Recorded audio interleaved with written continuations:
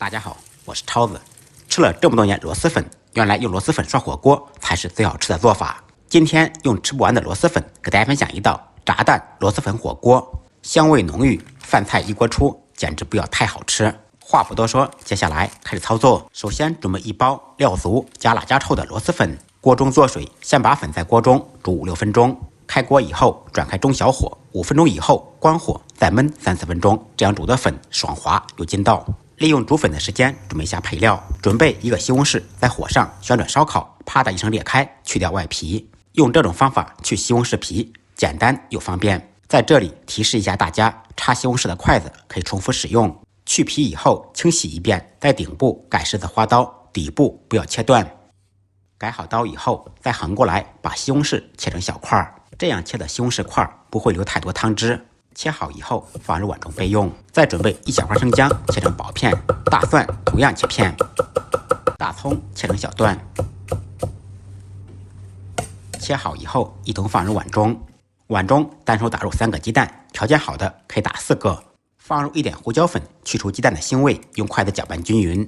材料全部备好，接下来开始制作。起锅做小宽油，油温6成热，180度左右，放入打好的蛋液在锅中炸，全程开大火炸至，炸好一面，趁其不备翻过来炸另一面。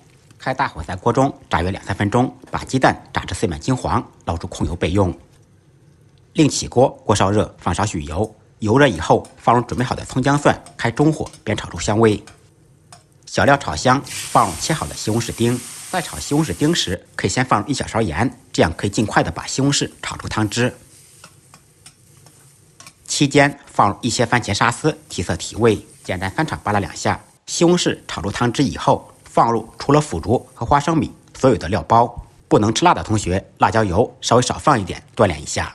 这个时候改开大火在锅中煸炒10几秒钟，炒出香味。现在已经满屋飘香了。随后加入清水，条件好的放高汤，水的量一次性多加一点，跟平时煮粉多1倍。开大火烧开锅，开锅以后煮2-3分钟，把香味煮出来。就这样又稠又香的番茄汤底就做好了。再准备一些老板喜欢吃的蔬菜和肉丸，当然也少不了最爱吃的虾滑。把所有的食材依次下入锅中，虾滑下入锅中以后，再放入炸蛋和煮好的粉，再放入肉丸和各种青菜。最后放入腐竹和花生米，撒上葱花。开锅以后咕嘟2-3分钟就可以食用了。对酒当歌，把酒言欢，边吃火锅边唱歌，原来人生如此美好。粉条筋道爽滑又入味，鸡蛋吸收了汤汁，越吃越上瘾。学会的同学点完赞，赶紧动起手来试着做一下吧。再忙再累，记得按时吃饭。下期视频见，拜拜。